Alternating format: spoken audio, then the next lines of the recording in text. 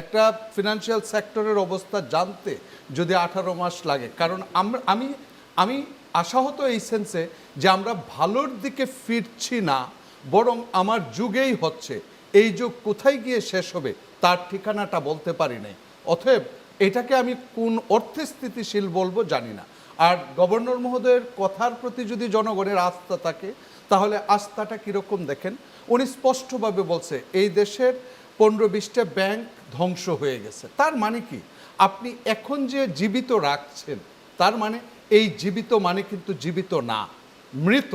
আপনি 5টাকে একত্রিত করেছেন, তার মানে হচ্ছে জনগণের মধ্যে আস্থাহীনতা আছে অন্যান্য ব্যাংকের প্রতি, যে আরও 15-20টা ব্যাংক কিন্তু নেই।